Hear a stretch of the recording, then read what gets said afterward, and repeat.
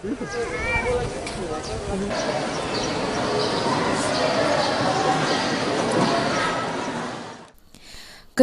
Gojukai Karate tingkat usia dini dan remaja yang digelar di Sekolah Olahraga Nasional Sriwijaya atau SONS ini diikuti peserta dari 11 kabupaten kota di Sumatera Selatan. Setidaknya ada 8 kelas yang dipertandingkan dalam kejurda ini dengan merebutkan piala bergilir Gubernur Sumatera Selatan. Pelaksanaan kejurda Gojukai Karate ini sendiri dilakukan untuk ajang pembibitan atlet usia dini di Sumatera Selatan yang nantinya akan diterjunkan di tingkat nasional seperti PON.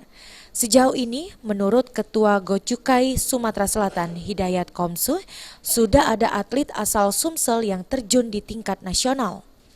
Dan selanjutnya pengurus Gojukai Sumatera Selatan akan terus menggali dan mencari para atlet Gojukai yang berbakat asal Sumatera Selatan.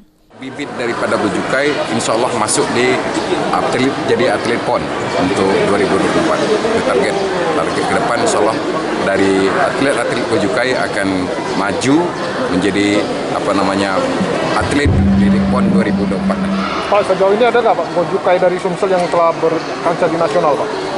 Tempoh hari pernah, waktu tahun 2016 tempoh hari sudah, tapi sampai saat sekarang ini masih, makanya kami akan gali terus, karena dikarenakan susah untuk masuk jadi atlet PON itu susah. Sementara itu, menurut Kepala Dinas Pemuda dan Olahraga Sumsel, Rudi Irawan mengungkapkan, jika saat ini olahraga karate menjadi salah satu olahraga yang masuk dalam desain besar olahraga nasional atau DBON. Sehingga diperlukan pembinaan dan pembibitan yang baik agar ada atlet berbakat asal Sumatera Selatan dalam DBON. Karena karate ini kan masuk dalam 14 cabang olahraga prioritas dalam desain besar olahraga nasional DBON. Yang nantinya tujuannya 2045 itu kan Indonesia emas. 2045 ya ada DBON, desain besar olahraga nasional. Jadi ini juga mungkin bisa kita artikan sebagai implementasi dari pelaksanaan DBON.